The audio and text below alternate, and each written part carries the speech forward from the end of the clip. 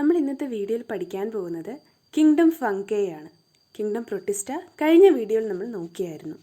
ഈ വീഡിയോയിൽ പഠിക്കാൻ പോകുന്നത് ഫംഗൈ അല്ലെങ്കിൽ ഫഞ്ചൈ എന്ന് ചിലവർ പറയാറുണ്ട്. ഇഷ്ടമുള്ളത് പറയാം. ഓക്കെ, കിങ്ഡം ഫഞ്ചൈ അല്ലെങ്കിൽ കിങ്ഡം ഫംഗൈ. ഞാൻ ഫംഗൈ എന്നായിരിക്കും പറയാം. NCERT ടെക്സ്റ്റിലുള്ളതാണ് നമ്മൾ പഠിക്കുന്നത്. Okay, kingdom fungi.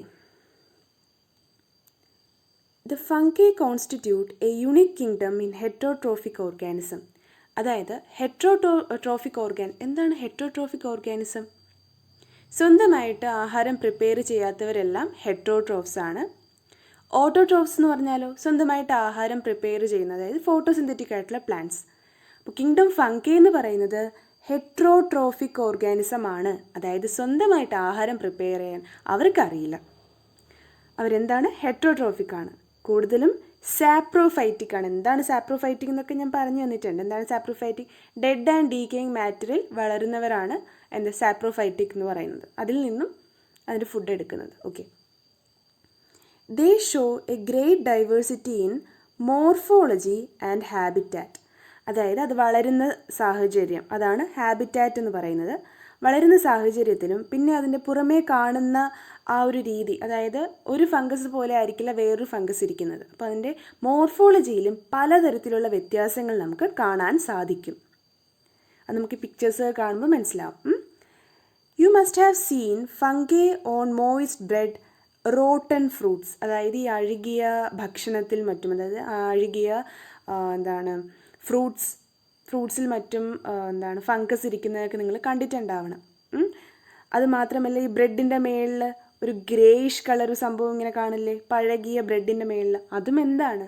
ഫംഗസ് ആണ്. Okay, the common mushroom you eat. നിങ്ങൾ കഴിക്കുന്ന കോമൺ ആയിട്ടുള്ള മഷ്റൂം, നമ്മൾ കഴിക്കുന്ന കുമിളില്ലേ, അത്.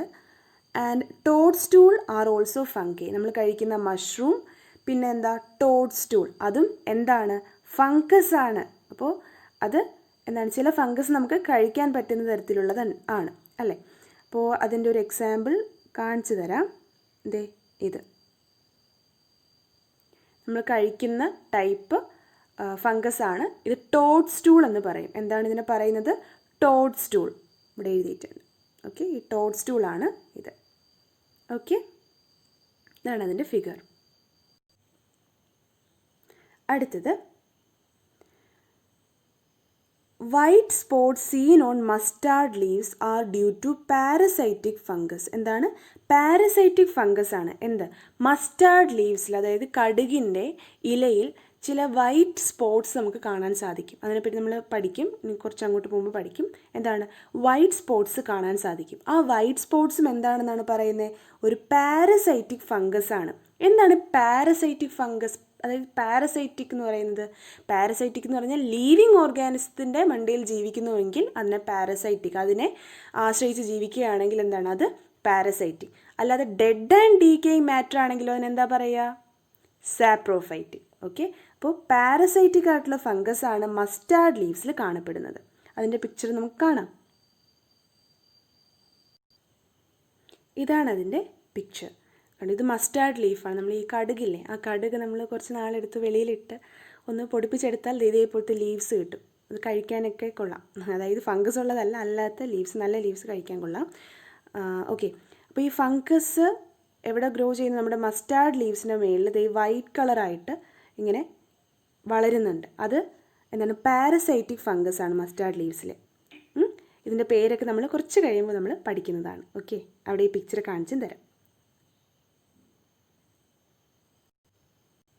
ഓക്കെ, ഇനി അടുത്തതാണ് എന്താ? Some unicellular fungi. Unicellular fungi. സാധാരണ ഫംഗസ് എന്താണ്? മൾട്ടി സെല്ലുലാർ ആണ്. അതായത് ഒന്നിൽ കൂടുതൽ സെല്ലുള്ളതായിരിക്കും. അതിൻ്റെ ബോഡി എന്ന് പറയുന്നത് ഒന്നിൽ കൂടുതൽ സെൽസ് അടങ്ങിയിട്ടുള്ളതായിരിക്കും. പക്ഷേ യൂണിസെല്ലുലാർ ഫംഗസ് ഉണ്ട്. ആകെയുള്ളൊരു യൂണിസെല്ലുലാർ ഫംഗസ് ആരാണ്? ഈസ്റ്റാണ്. അതെ, നമ്മൾ ഉപയോഗിക്കുന്ന ഈസ്റ്റാണ് യൂണിസെല്ലുലാർ ഫംഗൈ. ഒരൊറ്റ സെല്ല് കൊണ്ട് മാത്രം ജീവിക്കുന്ന ഫംഗൈയാണ് എന്ത്? യൂണിസെല്ലുലാർ ഫംഗൈ അഥവാ ഈസ്റ്റ് എന്ന് പറയുന്നത്. അപ്പോൾ ഈസ്റ്റ് എന്ന് പറയുന്നത് എന്താണ്? യൂണിസെല്ലുലാർ ഫംഗൈ ആണ്. ഈസ്റ്റ് കണ്ടിട്ടുണ്ടല്ലോ, അത് തന്നെയാണ്. Okay, yeast are used to make bread and beer. Bread ഉണ്ടാക്കാനും ബിയർ ഉണ്ടാക്കാനുമാണ് ഈസ്റ്റ് സാധാരണ യൂസ് ചെയ്യുന്നത്. ഓക്കെ, അടുത്തത് other fungi cause diseases in plants and animals. ബാക്കിയുള്ള ഫംഗസ് എന്താണ്? ചിലതൊക്കെ പ്ലാന്റ്സിൽ ഡിസീസസ് ഉണ്ടാക്കുന്നു, അതായത് അതിന് രോഗമുണ്ടാക്കി അതിനെ നശിപ്പിച്ച് കളയുന്നു. അതിൻ്റെ ഒരു എക്സാമ്പിളാണ് വീറ്റ് റസ്റ്റ്.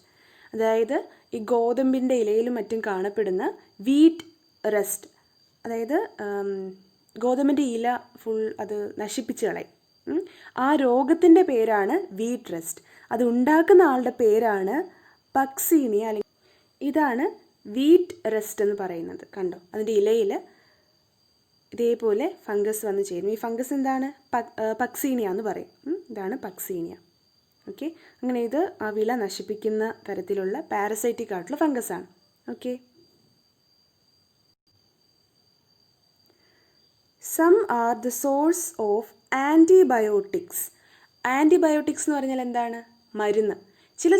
ചില ഫംഗസൊക്കെ മരുന്നിന് വേണ്ടിയിട്ട് യൂസ് ചെയ്യാറുണ്ട്, മെഡിസിനായിട്ട് യൂസ് ചെയ്യാറുണ്ട്. അതിൻ്റെ എക്സാമ്പിളാണ് പെൻസീലിയം. എന്താണ്? പെൻസീലിയം. പെൻസീലിയത്തിൻ്റെ പിക്ചർ കാണാം. ഇതാണ് പെൻസീലിയം. പെൻസീലിയം ഇതാണ്. ഇത് മെഡിസിനായിട്ട് യൂസ് ചെയ്യാറുണ്ട്. ഏറ്റവും ആദ്യമായിട്ട് ഉണ്ടാക്കിയ ഒരു ആൻറ്റിബയോട്ടിക് എന്ന് പറയുന്നത് പെൻസീലിയത്തിൽ നിന്നുമാണ്. ഇതൊക്കെ കുഞ്ഞു ക്ലാസ്സിൽ പഠിച്ചിട്ടുള്ളതാണ്. ഓക്കെ, അടുത്ത് പറയുന്നത് fungi are cosmopolitan. Fungi are cosmopolitan and occur in air, water, soil and on animals and plants. എന്താണ് ഈ കോസ്മോപൊളിറ്റൻ എന്ന് പറയുന്നത്?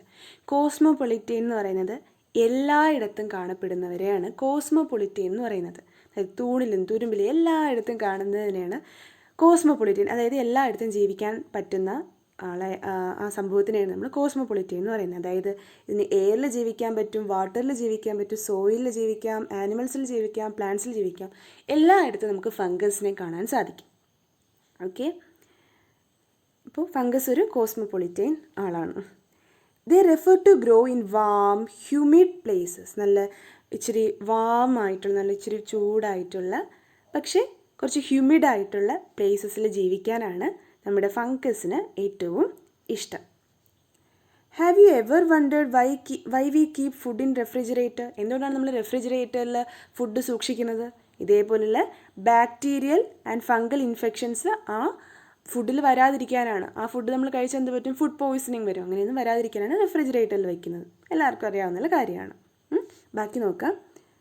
വിത്ത് exception of yeast which are unicellular. അതായത് ഈസ്റ്റ് എന്ന് പറയുന്നത് ഈ ഫംഗസിൻ്റെ ഗ്രൂപ്പിലുള്ള ഒരു എക്സെപ്ഷനാണ്. ഒന്ന് വേർതിരിഞ്ഞ് നിൽക്കുന്ന ഒരാളാണ്. അതായത് അത് മാത്രമേ ഉള്ളൂ യൂണിസെല്ലുലാർ ആയിട്ടുള്ളത്. കുറച്ച് നേരത്തെ പറഞ്ഞേ ഉള്ളൂ.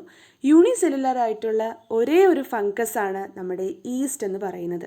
കോമൺ ആയിട്ട് നമ്മൾ യൂസ് ചെയ്യുന്ന ഫംഗസാണ് ഈസ്റ്റ്. അത് യൂണിസെല്ലുലാർ ആണ്. അപ്പോൾ ബാക്കിയുള്ള ഫംഗസോ നോക്കാം. Fungi are filamentous. ബാക്കിയുള്ള ഫംഗസ് എന്താണ്? ഫിലമെൻറ്റസ് ആണ്. ഫിലമെൻറ്റസ് എന്ന് പറഞ്ഞാൽ അത് ഇങ്ങനെ ഇരിക്കും. ചിലതിന് ഇതേപോലെ അത് അങ്ങോട്ട് വരുമ്പോൾ പറഞ്ഞുതരാം. ഇങ്ങനെ ഫിലമെൻറ്റസ് ആയിട്ടായിരിക്കും ഇരിക്കുന്നത് ഫംഗസ്. അപ്പോൾ സാധാരണ ഫംഗസ് എന്തെങ്കിലും ഫിലമെൻറ്റസ് ആയിട്ടായിരിക്കും ഇരിക്കുന്നത്. Their body consists of long, slender, thread-like structures called hymphae. അപ്പോൾ നമ്മുടെ ഇനി ഈസ്റ്റിനെ പറ്റിയല്ല പറയുന്നത്. ഈസ്റ്റ് യൂണിസെല്ലുലാർ ആണ്. അപ്പോൾ ഒരൊറ്റ സെല്ലേ ഉള്ളൂ. ഇനി അതിനെ പറ്റി ആയിരിക്കില്ല പറയുന്നത്. ബാക്കിയുള്ള ഫംഗസിനെ പറ്റി പറയാൻ പോവുകയാണ്. അപ്പോൾ ബാക്കിയുള്ള ഫംഗസിൻ്റെ സെൽസ് അല്ലെങ്കിൽ അതിൻ്റെ ബോഡി എങ്ങനെ ഇരിക്കുന്നതെന്ന് അറിയണ്ടേ? നമുക്ക് നോക്കാം. അപ്പോൾ ബാക്കിയുള്ള ഫംഗസ് ഇരിക്കുന്നത് എങ്ങനെയാണ്? എന്താ പറയുന്നത്? Their body consists of long, slender, thread-like structure. അതായത് അതിൻ്റെ ബോഡി എന്ന് പറഞ്ഞാൽ വളരെ നീണ്ടതായിരിക്കും. നൂല് പോലെ ഇരിക്കുന്ന സ്ട്രക്ചേഴ്സാണ് ഉള്ളത്. അത് ഇനി നമ്മൾ പിക്ചേഴ്സൊക്കെ കാണുമ്പോൾ മനസ്സിലാകും. നൂല് പോലെ ഇരിക്കുന്ന സ്ട്രക്ചേഴ്സാണ് അതിന് ഉള്ളത്. ചിലപ്പോൾ ബ്രാഞ്ച്ഡ് ആയിരിക്കാം, ചിലപ്പോൾ ബ്രാഞ്ച്ഡ് ആയിരിക്കില്ല. അതായത് ശിഖരങ്ങളെ പോലെ ഇങ്ങനെ ഇരിക്കും. അങ്ങനെ ചിലത് കാണും, ചിലത് അങ്ങനെ ആയിരിക്കില്ല. ഓക്കെ, ഇങ്ങനെയുള്ള ഈ ത്രെഡ് ലൈക്ക് സ്ട്രക്ചറിൻ്റെ പേരാണ് എന്ത്? ഹൈഫേ എന്ന് പറയുന്നത്. എന്താണ്? ഹൈഫേ. ഇതിനെന്താ പറയുന്നത്? ഹൈഫേ എന്ന് പറയും. HYPHAE, hyphae. ആ ബോഡി, അതിൻ്റെ ബോഡിയെ പറയുന്ന പേരാണ് ഹൈഫേ. അത് ഓർത്ത് വയ്ക്കുക. ഇനി നമ്മൾ അതായിരിക്കും യൂസ് ചെയ്യുന്നത്. അപ്പോൾ ഇതിൻ്റെ ബോഡിയെ പറയുന്നത് എന്താണ്? ഹൈഫേ എന്ന് പറയും. ഓക്കെ.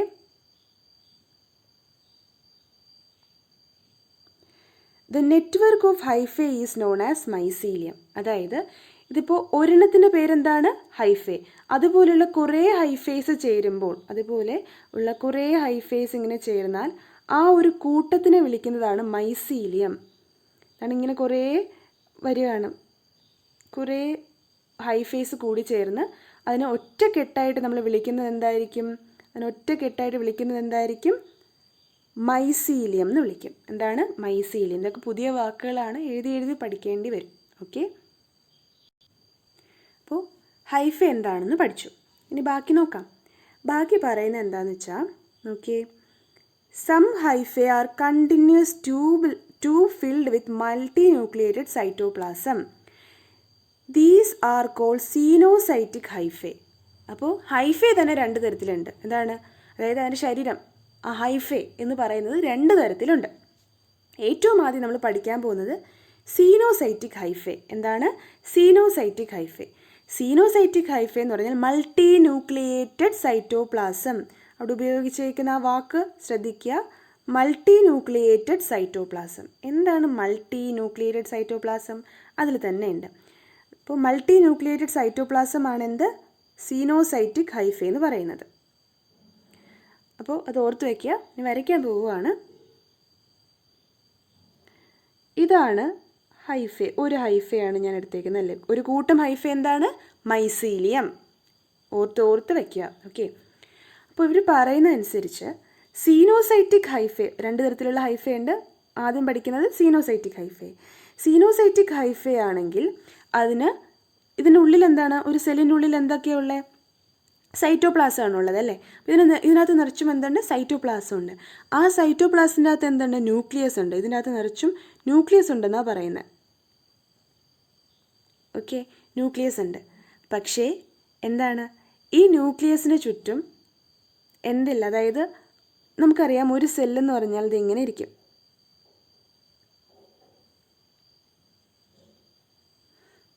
ഇതൊരു സെല്ലാണെന്ന് വയ്ക്കുക.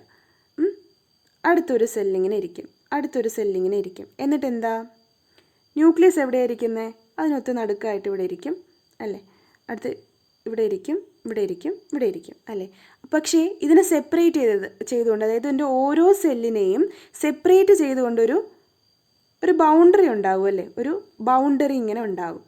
പക്ഷേ ഈ സീനോസൈറ്റിക് ഹൈഫേയിൽ എന്തില്ല? ഇങ്ങനത്തെ ഒരു ബൗണ്ടറി എന്ന് പറഞ്ഞൊരു സാധനമില്ല. ന്യൂക്ലിയസ് ചുമ്മാ ഇങ്ങനെ സൈറ്റോപ്ലാസത്തിന് അകത്ത് ഇങ്ങനെ ചുമ്മാ കിടക്കും. സൈറ്റോപ്ലാസത്തിനുള്ളിൽ ഇങ്ങനെ ചുമ്മാ കിടക്കും. അപ്പോൾ നമുക്ക് നോക്കുമ്പോൾ എന്ത് തോന്നും? ആ നിറച്ചും ന്യൂക്ലിയസും കൊണ്ട് ഇങ്ങനെ സൈറ്റോപ്ലാസം ഇങ്ങനെ കിടക്കുകയാണ്. സാധാരണ എന്താ? ഒരു സെല്ലെടുത്താൽ അതിന് ഒരു ന്യൂക്ലിയസ് കാണത്തുള്ളൂ. അങ്ങനെ നമുക്ക് കാണാൻ പറ്റുള്ളൂ. അടുത്ത സെല്ല്, അടുത്ത ന്യൂക്ലിയസ്, അടുത്ത സെല്ല്, അടുത്ത ന്യൂക്ലിയസ്, അങ്ങനെ. പക്ഷേ ഇവിടെയാണെങ്കിൽ ഇതേപോലൊരു ബൗണ്ടറി ഒന്നും കാണാൻ സാധിക്കില്ല. മൾട്ടി ന്യൂക്ലിയേറ്റഡ് ആയിട്ട് തോന്നും. അതായത് ഒരു സെല്ലിൽ കുറേ ന്യൂക്ലിയസ് കിടക്കും പോലെ നമുക്ക് തോന്നും. അതിനെയാണ് നമ്മൾ സീനോസൈറ്റിക് ഹൈഫേ എന്ന് പറയുന്നത്. ഓക്കെ, അത് ഒരു ടൈപ്പ് ഹൈഫേ. അപ്പോൾ ഒരു ടൈപ്പ് ഹൈഫേ നമ്മൾ കഴിഞ്ഞു. എന്താണ്? സീനോസൈറ്റിക് ഹൈഫേ നമ്മൾ നോക്കിക്കഴിഞ്ഞു. ഇനി അടുത്ത ടൈപ്പ് ഹൈഫേ എന്താണെന്ന് നോക്കാം. അടുത്ത ടൈപ്പ് ഹൈഫേ ഞാൻ തൊട്ടിപ്പുറത്ത് വരയ്ക്കാം. അടുത്ത ടൈപ്പ് ഹൈഫേ. ഓക്കെ, ഈ ഹൈഫയുടെ പ്രത്യേകത നമ്മൾ സാധാരണ കാണും പോലെ ഒരു സെല്ലിൽ ഒരു ന്യൂക്ലിയസ് പോലെ തോന്നുന്നത്. അതായത് ഇവിടെ എന്തുണ്ട്? ബൗണ്ടറി ഉണ്ട്. ആ ബൗണ്ടറിയുടെ പേരാണ് സെപ്റ്റ. എന്താണ്? ആ ബൗണ്ടറിയുടെ പേര് സെപ്റ്റ. അപ്പോൾ ഓരോ സെല്ലിനും എന്താണ്? ഓരോ ബൗണ്ടറി ഉള്ളതായിട്ട് കാണാം. ആ ബൗണ്ടറിക്കുള്ളിൽ എന്താണ്? അവരവരുടേതായിട്ടുള്ള ന്യൂക്ലിയസ് ഇങ്ങനെ കാണും. ഓക്കെ, ആ വോളില്ലേ, ആ ക്രോസ് വോൾസ്, ആ വോള്, ആ വോളിനെ പറയുന്നത്, അതായത് ആ ഹൈഫയിലുള്ള ആ വോളിനെ പറയുന്നതാണ് സെപ്റ്റ അല്ലെങ്കിൽ സെപ്റ്റേ. ഒരെണ്ണത്തിന് പറയുന്നതാണ്, ഒരെണ്ണമല്ല 2, 3 അതായത് ഒരെണ്ണത്തിന് പറയുന്നത് സെപ്റ്റ എന്ന് പറയും. ഒരു കൂട്ടം സെപ്റ്റകളെ സെപ്റ്റേ എന്ന് പറയും. ഓക്കെ, അപ്പോൾ ഈ സെപ്റ്റം അല്ലെങ്കിൽ സെപ്റ്റ എന്താണ് ഇവിടെ ഉണ്ട്, ഏത് ഈ ടൈപ്പ് ഹൈഫയിൽ. ഈ ടൈപ്പ് ഹൈഫയിലോ, അതായത് സെപ്റ്റ ഇല്ലാത്ത ഹൈഫേ നമ്മൾ സീനോസൈറ്റിക് ഹൈഫേ എന്ന് പറയും, അല്ലാത്ത ഹൈഫേ ഹൈഫേ എന്ന് മാത്രമേ പറയത്തുള്ളൂ, അല്ലെങ്കിൽ സെപ്റ്റേറ്റ് ഹൈഫേ എന്ന് പറയും. അത് വേണമെന്നില്ല. അപ്പോൾ എന്താണ് സീനോസൈറ്റിക് ഹൈഫേ എന്ന് പറഞ്ഞാൽ എന്താണ്, ഒന്നിൽ കൂടുതൽ ന്യൂക്ലിയസ് ഒന്നിൽ കാണുന്നു എന്ന്, അങ്ങനെ ഒരു ടൈപ്പ് മൾട്ടി ന്യൂക്ലിയേറ്റഡ് സൈറ്റോപ്ലാസം ഉള്ള ഹൈഫയാണ് നമ്മൾ സീനോസൈറ്റിക് ഹൈഫേ എന്ന് പറയുന്നത്. ക്രോസ് വോൾസ് അഥവാ സെപ്റ്റ ഉള്ളതെങ്കിൽ അതിന് സാധാരണ ഹൈഫേ എന്ന് പറഞ്ഞാൽ ഇങ്ങനെയാണ് ഇരിക്കേണ്ടത്. അതാണ് രണ്ട് തരത്തിലുള്ള ഹൈഫേസ്, ഓർത്ത് വയ്ക്കുക. നമ്മൾ ക്യാരക്ടറിസ്റ്റിക്സ് പറഞ്ഞപ്പോൾ പറഞ്ഞു എന്താ, ഫംഗസിന് സെൽ വോൾ ഉണ്ട് എന്നല്ലേ. പക്ഷെ അത് എന്ത് സെൽ വോൾ അല്ല, സെല്ലുലോസിക് സെൽ വോൾ അല്ല. പക്ഷെ എന്ത് സെൽ വോൾ ആണെന്നാണ് നമ്മൾ അവിടെ പറഞ്ഞത്, ഓർക്കുന്നുണ്ടോ? ക്യാരക്ടറിസ്റ്റിക് ആ കോളത്തിനുള്ളിൽ പറഞ്ഞത് കൈറ്റിൻ അഥവാ പോളിസാക്രൈഡ് കൊണ്ടുണ്ടാക്കിയതായിരിക്കും ഇതിൻ്റെ സെൽ വോൾ എന്ന് പറയുന്നത്. അപ്പോൾ ഇതിൻ്റെ സെൽ വോൾ എന്താ കൊണ്ടുണ്ടാക്കിയതാണ്, കൈറ്റിൻ അല്ലെങ്കിൽ പോളിസാക്രൈഡ് കൊണ്ടുണ്ടാക്കി, അല്ലെങ്കിൽ അല്ല, അത് രണ്ടും കൂടെ കൊണ്ടുണ്ടാക്കിയതാണ്. പ്ലസ് കൈറ്റിൻ പ്ലസ് പോളിസാക്രൈഡ് കൊണ്ടുണ്ടാക്കിയതാണ് ഫംഗയുടെ സെൽ വോൾ. അപ്പോൾ ഈ പാരഗ്രാഫിലുള്ള ഈ നമ്മുടെ ഫംഗ എന്ന് പറയുന്ന ആ സെക്ഷനിൽ NCERT-ലുള്ള എല്ലാ ആ പോർഷനിലുള്ള എല്ലാ സെൻറ്റൻസും ഓരോ പോയിൻ്റാണ്, വളരെ ഇമ്പോർട്ടൻ്റ് ആണ്. ഓക്കെ, അത് ഓരോ പോയിൻറ്റും ഓരോ സെൻറ്റൻസും നല്ലോണം വായിച്ചു നോക്കുക, അതിൽ കുറേ ഇൻഫോർമേഷൻ ഉണ്ട്. ഓക്കെ, അത് കഴിഞ്ഞു.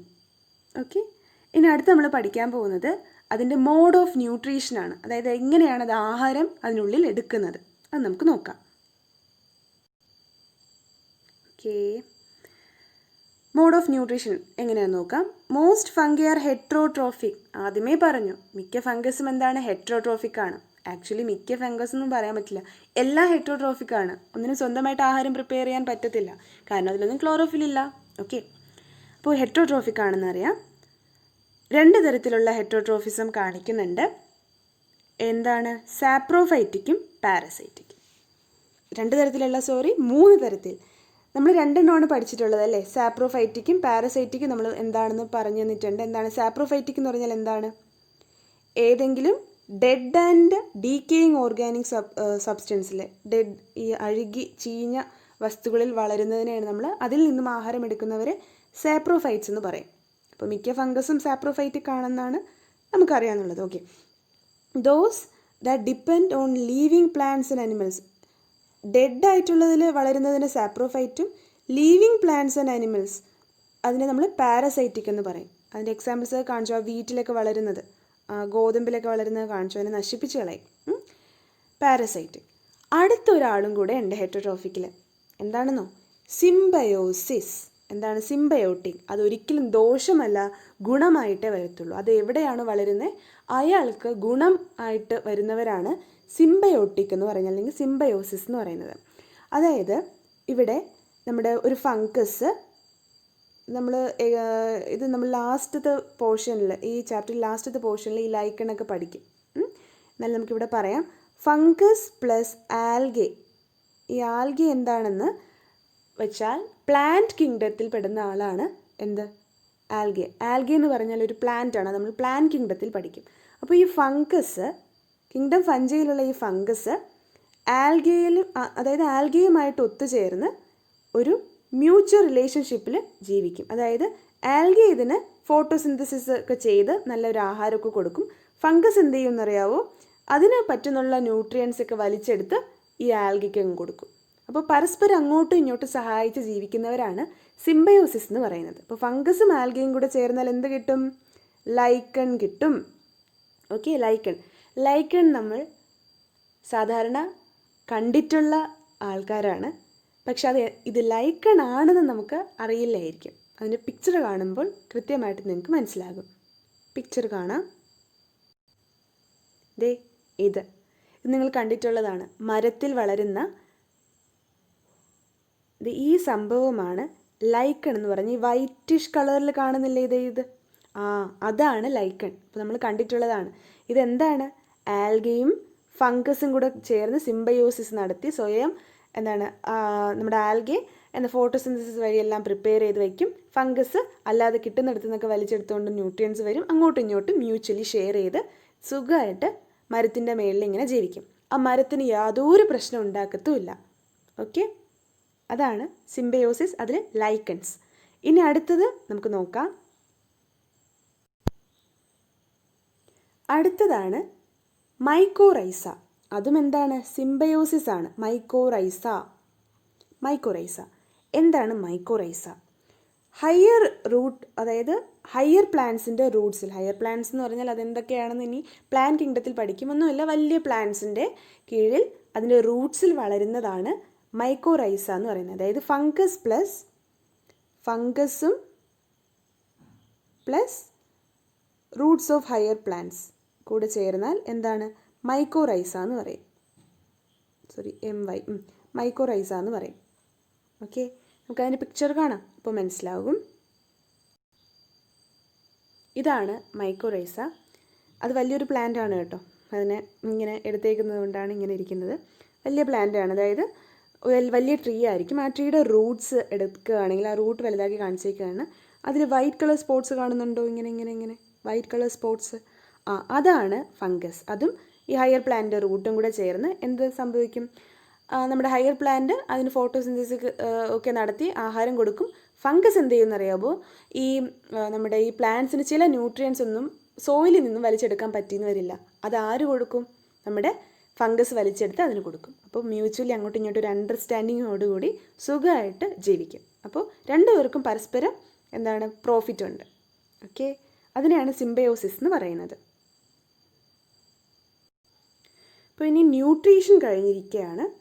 ന്യൂട്രീഷൻ കഴിഞ്ഞു. ഇനി അടുത്ത് നമ്മൾ പഠിക്കാൻ പോകുന്നത് അതിൻ്റെ റീപ്രൊഡക്ഷനാണ്. ഓക്കെ, ഇപ്പോൾ റീപ്രൊഡക്ഷൻ സെക്ഷനിൽ 3 തരത്തിലാണ് നമ്മുടെ ഫംഗസിന് റീപ്രൊഡ്യൂസ് ചെയ്യാൻ പറ്റുന്നത്. അതിൻ്റെ അടുത്ത ഓഫ് സ്പ്രിങ്ങിന് ഉണ്ടാക്കാൻ പറ്റുന്നത് 3 തരത്തിലാണ്. ഏതൊക്കെ തരത്തിൽ? ഒന്ന് വെജിറ്റേറ്റീവ് മീൻസ്. എന്താണ് വെജിറ്റേറ്റീവ് മീൻസ്? അടുത്തത് അസെക്ഷൽ റീപ്രൊഡക്ഷൻ. എന്താണ് അസെക്ഷൽ റീപ്രൊഡക്ഷൻ? തൊട്ടടുത്തത് സെക്ഷൽ റീപ്രൊഡക്ഷൻ. അത് അടുത്ത പേജിലാണ്, അത് നമുക്ക് നോക്കാം. അപ്പോൾ ആദ്യത്തേത് എന്താണ്? Vegetative means. രണ്ടാമത്തത് അസെക്ഷൽ റീപ്രൊഡക്ഷൻ. മൂന്നാമത്തത് സെക്ഷൽ റീപ്രൊഡക്ഷൻ. ഓക്കെ, അപ്പോൾ ഫസ്റ്റത്തെ വെജിറ്റേറ്റീവ് മീൻസ് നോക്കാം. എന്താണ് ഈ വെജിറ്റേറ്റീവ് മീൻസ്? വെജിറ്റേറ്റീവ് മീൻസ് ഇതൊക്കെയാണ്: ഫ്രാഗ്മെൻറ്റേഷൻ, ഫിഷൻ, ബഡ്ഡിങ്. എന്താണ് ഫ്രാഗ്മെൻറ്റേഷൻ? ഞാൻ നേരത്തെ കാണിച്ച ഹൈഫേ വരച്ച് കാണിച്ചില്ലായിരുന്നോ? നമ്മുടെ ഹൈഫേ, ആ ഹൈഫേ എന്ത് ചെയ്യും? അങ്ങ് മുറിയും. എന്ത് പറ്റും? ഓരോ ഹൈഫേ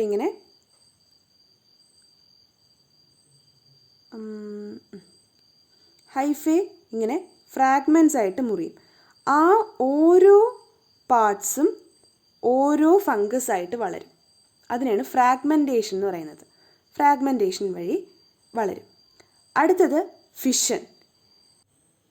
അപ്പോൾ വെജിറ്റേറ്റീവ് മീൻസിൽ എന്തൊക്കെയാണ്? Fragmentation, fission, budding. അത് ഫ്രാഗ്മെൻറ്റേഷൻ എന്താണെന്ന് പറഞ്ഞു കഴിഞ്ഞു. അടുത്ത് നമുക്ക് ഫിഷൻ നോക്കാം. ഫിഷൻ എന്ന് പറയുമ്പോഴേക്കും ഒന്നുമില്ല, അതിൻ്റെ ഒരു സെല്ലുണ്ട്, ഒരു ഹൈഫേ. അതിൻ്റെ അകത്തുള്ളൊരു സെല്ല് എന്ത് ചെയ്യും? ഒന്ന് ഹൈഫേയിലുള്ളൊരു നമ്മൾ റെഡ് കളർ വെച്ചല്ലേ വരച്ചാൽ, ഹൈഫേയിലുള്ളൊരു സെല്ല് ഇങ്ങനെ വരും. എന്നിട്ട് അത് ഒന്ന് രണ്ടായിട്ട് സ്പ്ലിറ്റ് ആകും. ആ രണ്ട് പിന്നെ അടുത്ത അങ്ങനെ സ്പ്ലിറ്റ് ആയിക്കൊണ്ടിരിക്കും. അതിനെയാണ് ഫിഷൻ എന്ന് പറയുന്നത്. ഇതാണ് ഫിഷൻ.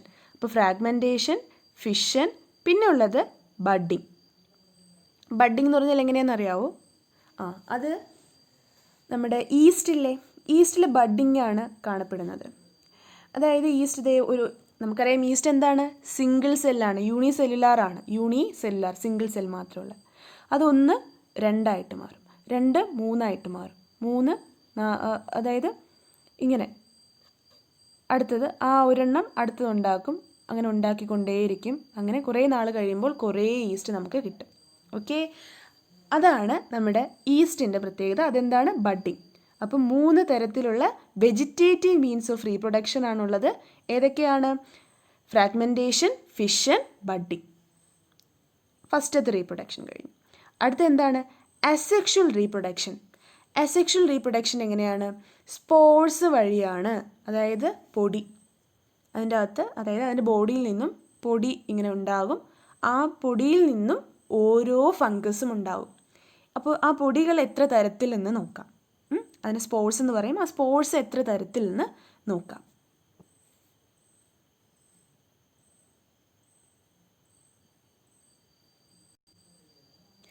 ആ സ്പോർസിനെ നമ്മൾ പറയുന്ന പേരുണ്ട്. എന്താണ്? ആ സ്പോർസിനെ പറയുന്ന പേരാണ് കൊനീഡിയ. എന്താണ്? ആ സ്പോർസിൻ്റെ പേരെന്താണ്? കൊനീഡിയ. ഓക്കെ, നല്ല പേരല്ലേ കൊനീഡിയ, ഓർത്ത് വെക്കണം കേട്ടോ, കൊനീഡിയ. അടുത്തത്, ആ കൊനീഡിയയ്ക്ക് വേറൊരു പേരും കൂടെ ഉണ്ട്, സ്പൊറാൻജിയോസ്പോർ. എന്താണ്? സ്പൊറാൻജിയോസ്പോർ അല്ലെങ്കിൽ സൂസ്പോർ. ഓക്കെ, അപ്പോൾ കൊനീഡിയയ്ക്ക് എന്തൊക്കെ പേരാണുള്ളത്? സ്പൊറാൻജിയോസ്പോർ, സൂസ്പോർ. അതെന്ത് സ്പോർസാണ്? സെക്ഷുവലാണോ അസെക്ഷുവലാണോ? അസെക്ഷുവൽ സ്പോർസാണ്. ഓക്കെ, അപ്പോൾ വെജിറ്റേറ്റീവ് മീൻസ് പഠിച്ചു. വെജിറ്റേറ്റീവിൽ ആരൊക്കെയുണ്ട്? എന്ത് തരത്തിലൊക്കെയുണ്ട്? ഫ്രാഗ്മെൻറ്റേഷൻ, ഫിഷൻ, ബഡ്ഡിങ് ആണേ. ഓക്കെ, അടുത്തത് അസെക്ഷുവൽ റീപ്രൊഡക്ഷനിൽ ഉള്ളത് എങ്ങനെയാണ്? സ്പോർസ് വഴിയാണ്, സ്പോർ ഫോർമേഷൻ വഴിയാണ്. ആ സ്പോറിൻ്റെ പേരെന്താണ്? കൊനീഡിയ അല്ലെങ്കിൽ സ്പൊറാൻജിയോസ്പോർ അല്ലെങ്കിൽ സൂസ്പോർ. ഓക്കെ, അപ്പോൾ അസെക്ഷുവൽ റീപ്രൊഡക്ഷൻ ദേ ഇവിടെ വെച്ചങ്ങ് നിന്നു, തീർന്നു. ഇനി അടുത്ത് നമ്മൾ പഠിക്കാൻ പോകുന്ന മൂന്നാമത്തെ ടൈപ്പ് റീപ്രൊഡക്ഷനാണ്. എന്താണ് മൂന്നാമത്തെ തരം? ഏതാണ്? Sexual reproduction. അത് നമുക്ക് നോക്കാം. അതും ആക്ച്വലി സ്പോർസ് വഴിയാണ് ഉണ്ടാകുന്നത്. അപ്പോൾ സെക്ഷുവൽ റീപ്രൊഡക്ഷനും സ്പോർ ഫോർമേഷൻ വഴി തന്നെയാണ്. ഓക്കെ, ആ സ്പോറിൻ്റെ പേരെന്താണ്? അതായത് ആ സെക്ഷുവൽ റീപ്രൊഡക്ഷൻ ഉണ്ടാകുന്ന സ്പോറിൻ്റെ പേരാണ് ഊസ്പോർ, ആസ്കോസ്പോർ, ബെസിഡിയോസ്പോർ. എന്തുകൊണ്ട് ഈ 3 പേര് വന്നു? 3 തരത്തിലുള്ള പേര്, ഊസ്പോർ, ആസ്കോസ്പോർ, ബെസിഡിയോസ്പോർ. അത് നമുക്ക് കുറച്ച് കഴിയുമ്പോൾ മനസ്സിലാക്കാം. ഓക്കെ, അപ്പോൾ സെക്ഷുവൽ റീപ്രൊഡക്ഷൻ എത്ര തരത്തിലുള്ള സ്പോർസ് ഉണ്ട്? ഊസ്പോർ ഉണ്ട്, ആസ്കോസ്പോർ ഉണ്ട്, ബെസിഡിയോസ്പോർ ഉണ്ട്.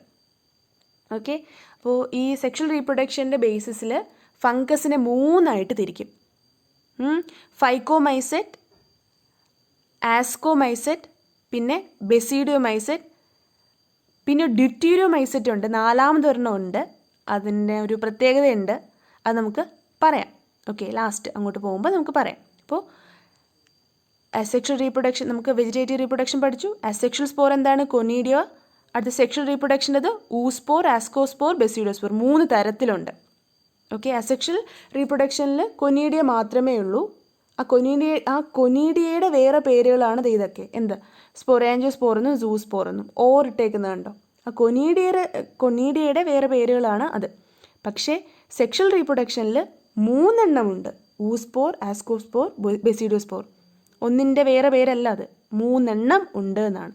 പക്ഷേ കൊനീഡിയ അങ്ങനെയല്ല, ആ കൊനീഡിയയുടെ വേറെ പേരാണ് ഇതൊക്കെ. ഓക്കെ, അത് ഒരിക്കലും മാറിപ്പോയില്ല, തിരിഞ്ഞു പോലും ചോദിക്കാറുണ്ട്. അപ്പോൾ അത് കഴിഞ്ഞു. The various spores are produced in distinct structure call fruiting bodies. അതായത് ഈ സ്പോർസ് ഒക്കെ ഉണ്ടാവുന്നത് എവിടെയാണ്? ഈ പൊടികളൊക്കെ ഉണ്ടാവുന്നത് ഫ്രൂട്ടിംഗ് ബോഡീസിലാണ്. ഫ്രൂട്ടിംഗ് ബോഡീസ് അതെന്ത് സാധനം?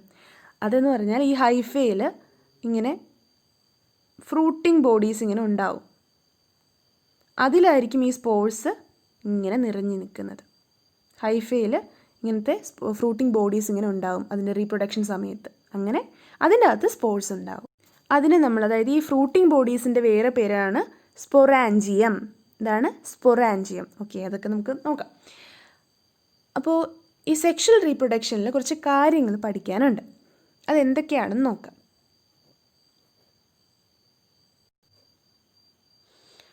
അപ്പോൾ സെക്ഷുവൽ റീപ്രൊഡക്ഷനിൽ 3 സ്റ്റെപ്പുണ്ട്. ഈ സ്പോർ ഉണ്ടാകുന്നതിന് 3 സ്റ്റെപ്പുണ്ട്. സെക്ഷുവൽ റീപ്രൊഡക്ഷനിലെ സ്പോർസ് ഏതൊക്കെ? ഊസ്പോർ, ബെസിഡിയോസ്പോർ, ആസ്കോസ്പോർ. ആ 3 സ്പോർസാണ് എന്ത്? Sexual റീപ്രൊഡക്ഷനിലുള്ള spores. ഓക്കെ, 3 എണ്ണം. ഓക്കെ, അതെങ്ങനെ ഉണ്ടാവുന്നതെന്ന് നോക്കാം. എന്തുകൊണ്ട് അതിന് സെക്ഷുവൽ റീപ്രൊഡക്ഷനിലുള്ള സ്പോർ എന്ന് വിളിക്കുന്നു? കാരണം 2 സെൽസ് കൂടിച്ചേർന്നുണ്ടാവുന്നതാണ് ഈ സ്പോർസ് എന്ന് പറയുന്നത്. സെക്ഷുവൽ റീപ്രൊഡക്ഷനിലുള്ള സ്പോർസ് എന്ന് പറഞ്ഞാൽ 2 ഗാമറ്റ്സ് ചേർന്നുണ്ടാവുന്നതാണ് എന്ത്? സെക്ഷുവൽ റീപ്രൊഡക്ഷനിലുള്ളത്. ഒരൊറ്റ സെല്ലിൽ നിന്നുമാണ് ഉണ്ടാകുന്നത്. ഒരു ഒറ്റ സെല്ലിൽ നിന്നും ഉണ്ടായാൽ അത് അസെക്ഷുവൽ ആവും. 2 സെൽസ് ഉണ്ടെങ്കിൽ സെക്ഷുവൽ. ഓക്കെ, ഓർത്ത് വയ്ക്കാം. അപ്പോൾ നമുക്ക് വായിക്കാം. ഏറ്റവും ആദ്യത്തെ സ്റ്റെപ്പ്, ഏറ്റവും ഫസ്റ്റ് സ്റ്റെപ്പ് എന്ന് പറയുന്നത് fusion of protoplasm between 2 motile or non motile. Motile എന്താണ്, നോൺ മോട്ടൈൽ എന്താണ് അറിയാലോ, പ്രൊട്ടിസ്റ്റയിൽ പഠിപ്പിച്ച് തന്നിട്ടുള്ളതാണ്. മോട്ടൈൽ എന്ന് പറഞ്ഞാൽ മൂവ് ചെയ്യാൻ പറ്റുന്നത്, നോൺ മോട്ടൈൽ എന്ന് പറഞ്ഞാൽ മൂവ് ചെയ്യാൻ പറ്റാത്തത്. മൂവ് ചെയ്യാൻ പറ്റുന്നതോ മൂവ് ചെയ്യാൻ പറ്റാത്തതോ ആയിട്ടുള്ള 2 ഗാമറ്റ്സ് വരുന്നു. 2 ഗാമറ്റ്സ് വരുന്നു. 2 ഗാമറ്റ്സ് എന്ന് പറഞ്ഞാൽ 2 സെൽസ്. ഓക്കെ, 2 സെൽസ് ഇങ്ങനെ വന്ന് നിൽക്കുകയാണ്. 2 സെൽസ് ഇങ്ങനെ വന്ന് നിൽക്കുകയാണ്. നടുക്കുള്ളത് എന്താണ്? ന്യൂക്ലിയസ് ആണ്. ഓക്കെ, 2 സെൽസ് ഇങ്ങനെ വന്ന് നിൽക്കുകയാണ്. Okay, നടുക്കുള്ളത് nucleus. ഓക്കെ, അപ്പോൾ ഈ സെൽസ് വന്ന് നിൽക്കുന്നു. നിന്ന് കഴിഞ്ഞിട്ട് ഇതിൻ്റെ പ്രോട്ടോപ്ലാസം ഫ്യൂസ് ചെയ്യും. എന്താണ് ഈ പ്രോട്ടോപ്ലാസം? പ്രോട്ടോപ്ലാസം എന്ന് പറഞ്ഞാൽ ഏകദേശം സൈറ്റോപ്ലാസം എന്ന് തന്നെ പറയാം.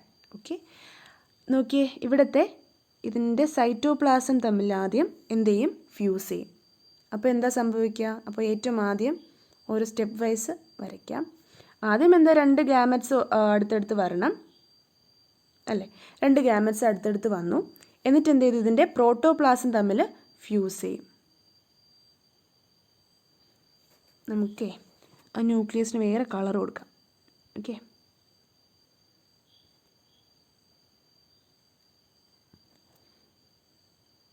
ന്യൂക്ലിയസ് ആ ബ്ലൂ കളറിൽ വരച്ചിരിക്കുന്ന ന്യൂക്ലിയസ് ആണ്. അപ്പോൾ എന്ത് പറ്റും? പ്രോട്ടോപ്ലാസംസ് തമ്മിൽ ഫ്യൂസ് ചെയ്യും. അതിൻ്റെ അകത്തുള്ള ലിക്വിഡ് പാർട്ട് തമ്മിൽ ഫ്യൂസ് ചെയ്യും. അതിനെയാണ് പ്ലാസ്മോഗമി എന്ന് പറയുന്നത്. എന്താണ് പ്ലാസ്മോഗമി? പ്രോട്ടോപ്ലാസംസ് തമ്മിൽ ഫ്യൂസ് ചെയ്താൽ പ്ലാസ്മോഗമി, ഏറ്റവും ആദ്യത്തെ സ്റ്റേജ്. ഓക്കെ, അടുത്ത് 2ാമത്തെ സ്റ്റേജിൽ എങ്ങനെയായിരിക്കും? അപ്പോൾ ഇത് പ്ലാസ്മോഗമി. 2ാമത്തെ സ്റ്റേജ് എങ്ങനെയായിരിക്കും? ഇതിപ്പോൾ എങ്ങനെ ഇരിക്കുകയാണ്? ഇതിപ്പോൾ ഇതിന് നമുക്ക് ആ ന്യൂക്ലിയസിൻ്റെ അകത്തുള്ള ക്രോമസോമിൻ്റെ നമ്പർ n എന്നെടുക്കാം. എന്ത് ചെയ്യാം? n.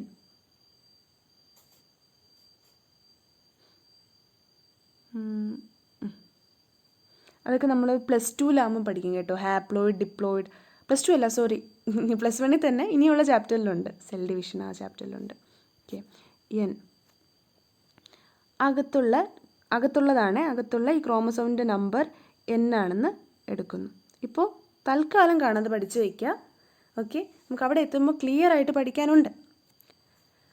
Okay, n. ഓക്കെ, അപ്പോൾ എന്താ ഇവിടെ എന്തായി? n അല്ലേ? പ്രോട്ടോപ്ലാസം ഫ്യൂസ് ചെയ്ത് കഴിഞ്ഞു. ക്രോമസോമിൻ്റെ നമ്പർ n. ചില നമ്മുടെ ചില ഫംഗസുകളിൽ ഈ സ്റ്റേജിൽ തന്നെ ഇങ്ങനെ ഇരിക്കും. കുറച്ച് കാലം ഇങ്ങനെ തന്നെ ഇരിക്കും. ഇതിനെ നമ്മൾ ഡൈക്കാരിയോൺ സ്റ്റേജ് എന്ന് പറയും. ഡൈക്കാരിയോൺ ഇവിടെ എത്തുമ്പോൾ പറഞ്ഞുതരാം. ഡൈക്കാരിയോൺ അല്ലെങ്കിൽ ഡൈക്കാരിയോ ഫേസ് എന്ന് പറയും ഈ ഒരു സ്റ്റേജിന്. ചില ഫംഗസുകളിൽ ഈ ഒരു ഫേസ് കാണാറുണ്ട്. ഓക്കെ, ചില ഫംഗസുകളിൽ മാത്രം.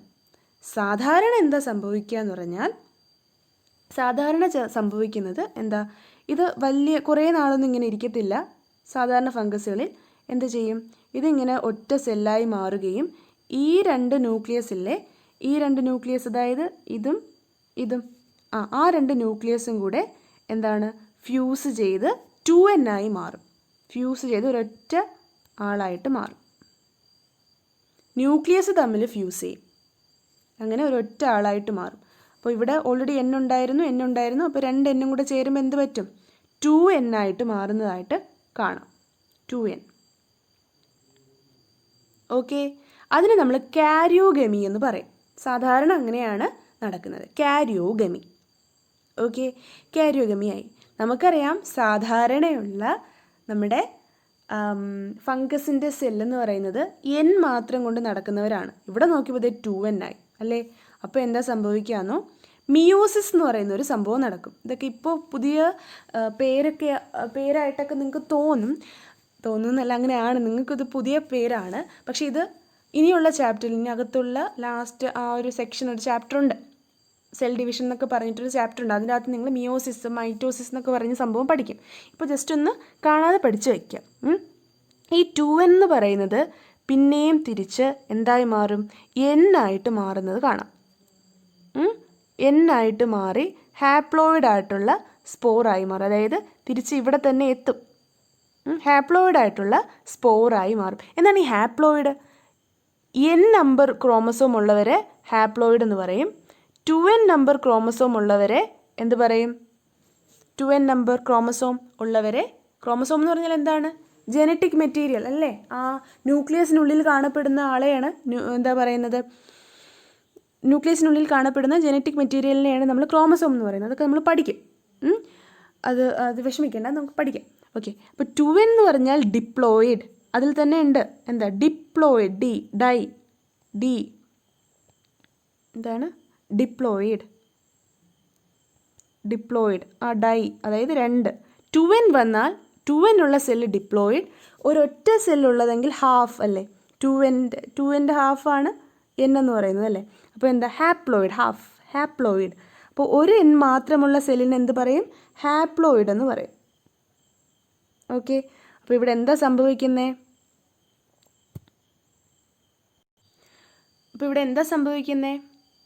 n എന്ന് പറയുന്നത് 2n ആയി മാറി. n എന്താ? സൈറ്റോപ്ലാസം ഇങ്ങനെ കൂടിച്ചേർന്ന്, പ്രോട്ടോപ്ലാസം കൂടിച്ചേർന്ന് പ്ലാസ്മോഗമി നടന്നു അല്ലേ? അത് കഴിഞ്ഞിട്ട് കാരിയോഗമി, അതായത് ന്യൂക്ലിയസ് തമ്മിൽ ഫ്യൂസ് ചെയ്ത് 2n ആയി. പിന്നെ എന്താ? മിയോസിസ് നടന്ന്, എന്താണ് ഇവിടെ ഇതിനെന്താ പറയുന്നത്? മിയോസിസ്. ഓക്കെ, മിയോസിസ് നടന്ന് പിന്നെയും തിരിച്ച് ഹാപ്ലോയിഡ് ആയിട്ടുള്ള സ്പോർട്സ് കിട്ടി. സെല്ലല്ല, സ്പോർട്സ്. ഹാപ്ലോയിഡ് സ്പോർട്സ് കിട്ടി. ഇതെന്താ? സ്പോർട്സ് എന്ന് പറഞ്ഞാൽ ഇതൊരു പൊടിയായിരിക്കും. ഇത് എവിടെയെങ്കിലും ചെന്ന് വീണ് കഴിഞ്ഞാൽ അടുത്തൊരു ഫംഗസ് ആയിട്ട് ഇത് മുളയ്ക്കും. ഓക്കെ, ഈ ഇപ്പോൾ പറഞ്ഞ കാര്യങ്ങളാണ്, ഇതിനകത്ത് ഇത്രയും പറഞ്ഞ കാര്യങ്ങളാണ് ആ പാരഗ്രാഫിൽ ഫുൾ പറഞ്ഞിട്ടുള്ളത്. എന്താണ്? When A fungus reproduce sexually,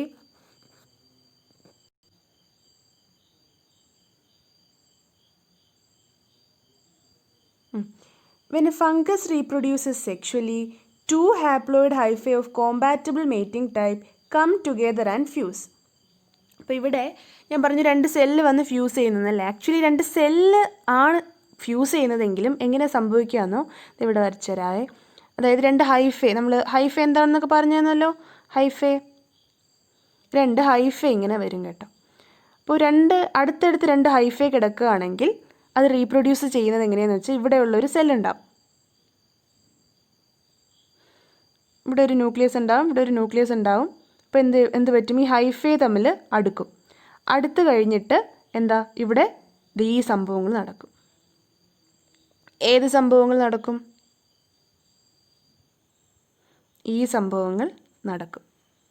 എന്താ? ഹൈഫേസ് അതിൻ്റെ പ്രോട്ടോപ്ലാസം ആദ്യം ഫ്യൂസ് ചെയ്യും. പിന്നെ എന്ത് പറ്റും?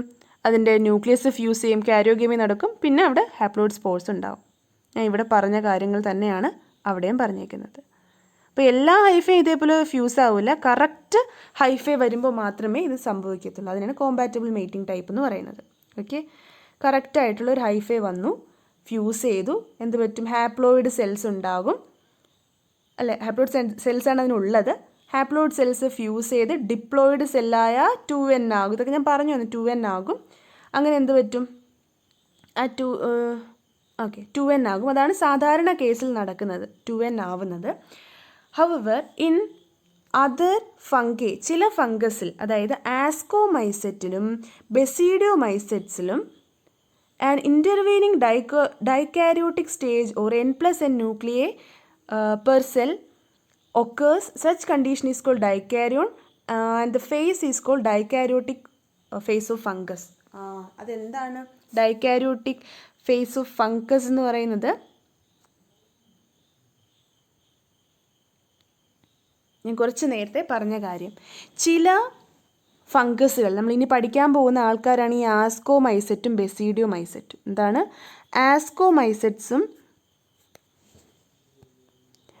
ആസ്കോമൈസെറ്റ്സും ബെസിഡിയോമൈസെറ്റ്സ് നമ്മൾ പഠിക്കാൻ പോകുന്ന ആൾക്കാരാണ്. ഈ ആസ്കോമൈസെറ്റ്സിനും ബെസിഡിയോമൈസെറ്റ്സിനും ചില സമയത്ത് എന്ന് പറയാൻ പറ്റില്ല, അതിൻ്റെ ലൈഫ് സൈക്കിളിൽ എന്താണ് നോക്കിയേ, ഇതേപോലൊരു സംഭവം കാണും. അതായത് അതിൻ്റെ റീപ്രൊഡക്ഷൻ, സെക്ഷൽ റീപ്രൊഡക്ഷൻ സമയത്ത് ഈ ഡൈക്കാരിയോൺ സ്റ്റേജ്, ഇതല്ല കേട്ടോ, ഞാൻ വരച്ച ആരോ മാറിപ്പോയി, ഇത് ഈ ഒരു ഫേസ് ഇങ്ങനെ കിടക്കും. ഏത് ഫേസാണ്? ഈ ഫേസ്, ഡൈക്കാരിയോൺ ഫേസ്. അതായത് ന്യൂക്ലിയസ് ആണെങ്കിൽ ഫ്യൂസ് ആവുകയില്ല, പ്രോട്ടോപ്ലാസം ഫ്യൂസായി അങ്ങനെ ഒരു വല്ലാത്തൊരു അവസ്ഥയിൽ ഇങ്ങനെ കിടക്കും അതിൻ്റെ സെക്ഷൽ റീപ്രൊഡക്ഷൻ സമയത്ത്. അതിനെയാണ് നമ്മൾ ഡൈക്കാരിയോട്ടിക് സ്റ്റേജ് എന്ന് പറയുന്നത്. ആ ഫംഗസിൻ്റെ ഡൈക്കാരിയോട്ടിക് ഫേസ് എന്ന് പറയുന്നത് ഏതിനെയാണ്? ഇതിനെയാണ്. അതിന് പറയുന്നത് N+N എന്ന് പറയും. എന്താണ്? 2N ആയതുമില്ല, പക്ഷേ N+N ആയിട്ട് കിടക്കുകയാണ് അല്ലേ. 2N ആയോ? ഇല്ല, പക്ഷേ എന്താ 2N ഉണ്ടല്ലേ, അപ്പോൾ N+N സ്റ്റേജ് എന്ന് പറയും. അതിനെയാണ് ഡൈക്കാരിയോൺ അല്ലെങ്കിൽ ഡൈക്കാരിയോട്ടിക് ഫേസ് എന്ന് പറയുന്നത്. അപ്പോൾ ആ സെല്ലിനെ വിളിക്കുന്ന പേരെന്താണ്? ആ സച്ച് കണ്ടീഷൻ അല്ലെങ്കിൽ ആ സെല്ലിനെ വിളിക്കുന്ന പേരെന്തായിരിക്കും? ഡൈക്കാരിയോൺ. ആ ഫേസിനെ വിളിക്കുന്നത് ഡൈക്കാരിയോട്ടിക് ഫേസ് ഓഫ് ഫംഗസ്. ഓർത്ത് വയ്ക്കുക, ചോദിക്കാറുണ്ട്. ഓക്കെ. എന്നിട്ട് എന്താ, കുറച്ച് നാൾ കഴിഞ്ഞിട്ട്, എപ്പോഴും ഇങ്ങനെ ജീവിതകാലം ഫുൾ അങ്ങനെ ഇരിക്കത്തില്ല ഗാമറ്റ്. കുറച്ച് നാൾ കഴിഞ്ഞിട്ട് എന്താണ്, അത് ഡിപ്ലോയിഡ് സെല്ലായി മാറുകയും, ഞാൻ പറഞ്ഞല്ലോ അത് എപ്പോഴും അങ്ങനെ തന്നെ ഇരിക്കത്തില്ല. കുറച്ച് നാൾ കഴിഞ്ഞിട്ട് പാരൻ്റൽ ന്യൂക്ലിയെ ഫ്യൂസ് ചെയ്ത്, അതായത് ഈ പാരൻ്റൽ ന്യൂക്ലിയ, ഈ പാരൻസിൻ്റെ ന്യൂക്ലിയസ് ആണല്ലോ ഇത് രണ്ടും, അതെന്ത് ചെയ്യും? ഫ്യൂസ് ചെയ്യും. ഈ N ഫ്യൂസ് ചെയ്ത് 2N ആയി മാറും. പക്ഷേ കുറച്ച് നാളെടുക്കുന്നേ ഉള്ളൂ. എന്നിട്ട് എന്താ, ഫ്രൂട്ടിംഗ് ബോഡി ഉണ്ടായി അല്ലേ. ഇവിടെ ഒരു ഫ്രൂട്ടിംഗ് ബോഡി ഉണ്ടാവും. ആ ഫ്രൂട്ടിംഗ് ബോഡിയിൽ എന്തൊക്കെയാണുള്ളത്? N എന്ന് പറയുന്ന സ്പോർസ് ഉണ്ടാവും. ആ സ്പോർ എവിടെയെങ്കിലും കാറ്റത്ത് പോയി എവിടെയെങ്കിലും വന്ന് വീണിട്ട് അവിടെ നിന്നും ഒരു ഫംഗസ് ഇങ്ങനെ ഉണ്ടാകും. ഓക്കെ ആണല്ലോ. അപ്പോൾ ഇതൊക്കെ നടക്കുന്നത് ഒരു ഫ്രൂട്ടിംഗ് ബോഡിക്കുള്ളിലായിരിക്കും. അതൊരു ഫ്രൂട്ടിംഗ് ബോഡി ആകും. ഇങ്ങനൊരു സംഭവം ആയിക്കഴിഞ്ഞാൽ അതൊരു ഫ്രൂട്ടിംഗ് ബോഡി ആകും. അതിൻ്റെ അകത്ത് N എന്ന് പറയുന്ന സ്പോർസ് ഉണ്ടാവും. അതെവിടെയെങ്കിലും ചെന്ന് കാറ്റ് ചെന്ന് വീഴും, അവിടെ ഒരു ഫംഗസ് ഉണ്ടാവും. ഓക്കെ, അങ്ങനെയാണ് റീപ്രൊഡക്ഷൻ നടക്കുന്നത്. ഓക്കെ, അപ്പോൾ ഇതെങ്ങനെയാണെന്ന് മനസ്സിലായല്ലോ. പാരൻ്റൽ ന്യൂക്ലിയ ഡിപ്ലോയിഡ് 2N ആവും. പിന്നെ ഫ്രൂട്ടിംഗ് ബോഡീസ് ഉണ്ടാവും. അതിനകത്ത് ഹാപ്ലോയിഡ് സ്പോർസായി N ഉണ്ടാവും. ആ സ്പോർസ് എവിടെയെങ്കിലും ചെന്ന് വീഴും, അവിടെ എന്തുണ്ടാവും? ഫംഗസ് ഉണ്ടാവും. ഓക്കെ, അപ്പോൾ ഇങ്ങനെയുള്ള spore formation, morphology of mycelium, അതായത് മൈസീലിയത്തിൻ്റെ സ്ട്രക്ചർ, ആ മൈസീലിയത്തിൻ്റെ സ്ട്രക്ചർ, അതിൻ്റെ സൈസ്, അതൊക്കെ അനുസരിച്ച്, പിന്നെ മോഡ് ഓഫ് സ്പോർ ഫോർമേഷൻ, ഏത് തരത്തിലാണ് സ്പോർ ഉണ്ടാവുന്നത്, അതിൻ്റെ ഫ്രൂട്ടിംഗ് ബോഡീസ്, അതിൻ്റെയൊക്കെ ബേസിസിൽ നമ്മുടെ ഫംഗസിനെ കുറച്ച് ക്ലാസ്സസ് ആയിട്ട് ഡിവൈഡ് ചെയ്തിട്ടുണ്ട്. ഏതൊക്കെയാണ് ഞാൻ നേരത്തെ പറഞ്ഞു? ഫൈക്കോമൈസെറ്റ്, ബെസിഡിയോമൈസെറ്റ്, ഫസ്റ്റത്തേത് ഫൈക്കോമൈസെറ്റ്, രണ്ടാമത്തെ ആസ്കോമൈസെറ്റ്, ബെസിഡിയോമൈസെറ്റ്, ഡ്യൂട്ടീരിയോമൈസെറ്റ്. ഓക്കെ, അപ്പോൾ അതിൽ ഓരോന്നിലോട്ടും നമുക്ക് അടുത്ത വീഡിയോയിൽ പോകാം. അതുവരെ ഇത്രയും എക്സാമ്പിൾസ്, ആദ്യം പറഞ്ഞ എക്സാമ്പിൾസും ഇതിൻ്റെ ഈ ഫ്യൂഷൻ, ഈ സെക്ഷൽ റീപ്രൊഡക്ഷൻ, അതുവരെയുള്ള ഭാഗം പഠിച്ചു വെക്കേണ്ടതാണ്. നമുക്ക് അടുത്ത വീഡിയോയിൽ ഫൈക്കോമൈസെറ്റിലോട്ടും ആസ്കോമൈസെറ്റ്, ഡ്യൂട്ടീരിയോമൈസെറ്റ്, അതിലോട്ടൊക്കെ നമുക്ക് പോവാം. ഓക്കെ, അതുവരെ ഒന്ന് നോക്കി വയ്ക്കാം.